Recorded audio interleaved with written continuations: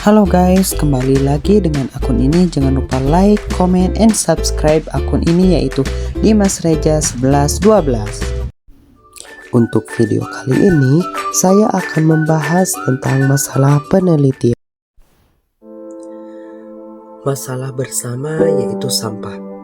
Besaran sampah di tanah air yang cenderung terus bertambah tiap tahun merupakan problem laten. Bukan semata angkanya yang terus membesar, melainkan cara penanganannya. Sampah yang tidak tertangani dengan benar menjadi sumber pencemaran, baik di darat maupun perairan seperti sungai dan laut. Kondisi itu harus diakui, tidak terlepas dari semakin meningkatnya jumlah penduduk, sementara tempat pembuangan maupun pengelolaan sampah begitu terbatas. Belum lagi persoalan kesadaran masyarakat terhadap sampah yang belum merata. Data Sistem Informasi Pengelolaan Sampah Nasional Kementerian Lingkungan Hidup dan Kehutanan di tahun 2022, hasil input dari 202 kabupaten atau kota se-Indonesia menyebut jumlah timbunan sampah nasional mencapai angka 21,1 juta ton.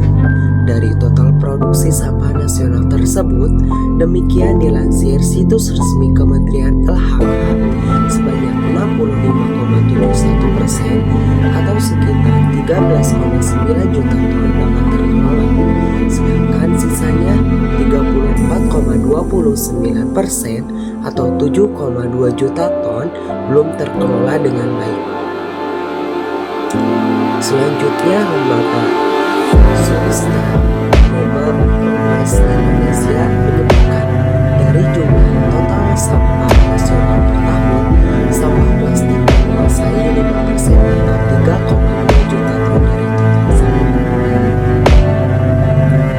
Dari jumlah tersebut, produk air minum dalam kemasan bermerek menyumbang 226.000 ton atau 7,06% dan sebanyak 46.000 ton atau 20,3% dari total timbunan sampah produk AMDK bermerek merupakan sampah AMDK kemasan gelas plastik. Sebelumnya, Bank Dunia juga pernah membuat laporan tentang sampah ini. Dalam laporan yang dirilis pada tahun 2018, disebutkan bahwa setiap orang di dunia rata-rata menyumbang 0,74 kg sampah per hari. Pemerintah sadar akan persoalan tersebut. Presiden Joko Widodo pun berulang kali memberikan perhatian khusus terhadap masalah sampah ini. Saat konferensi First KTT Forum 2023 di Bali, Presiden Jokowi menyebut pencemaran laut oleh sampah dan limbah ikut mengancam tak hanya keberlangsungan laut, melainkan mengancam pula kedaulatan dan kesatuan wilayah negara. Agar sengkarut sampah di tanah air tidak berlarut, selayaknya pengelolaan sampah dilakukan secara terpadu.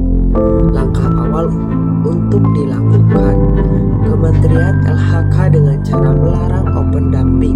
Artinya, sampah yang semula hanya dibuang saja tanpa diolah, sehingga membuat penumpukan kini harus diolah terlebih dahulu.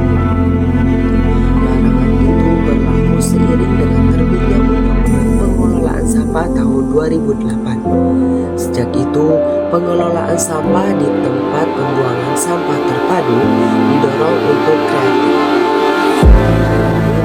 Mengubah sampah menjadi energi melalui insenerator atau infusi. Bukan hanya energi, sampah juga dipilah dan diolah kembali menjadi bahan lain. Pengelolaan sampah dilakukan dari pembuangan terkecil pada skala rumah tangga, kemudian dikumpulkan dan dipilih melalui bank sampah di sekitar dan diolah berdasarkan kategori hasil pemilahan sampah.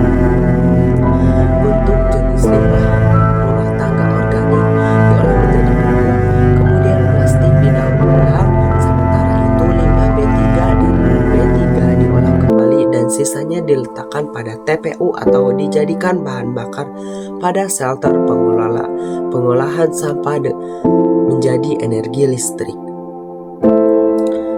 Satu hal lagi yang menjadi energi positif adalah kebijakan larangan penggunaan kantong plastik di sejumlah daerah. Gerakan larangan ini efektif untuk mendorong kesadaran masyarakat terhadap sampah anorganik. Terlihat konsumen di minimarket atau pusat pembelanjaan mulai membawa tas berbelanja masing-masing. Tantangan besar dan utama tentu adalah masalah habitat manusia Indonesia, sebab perilaku masyarakat kita masih lupa dan suka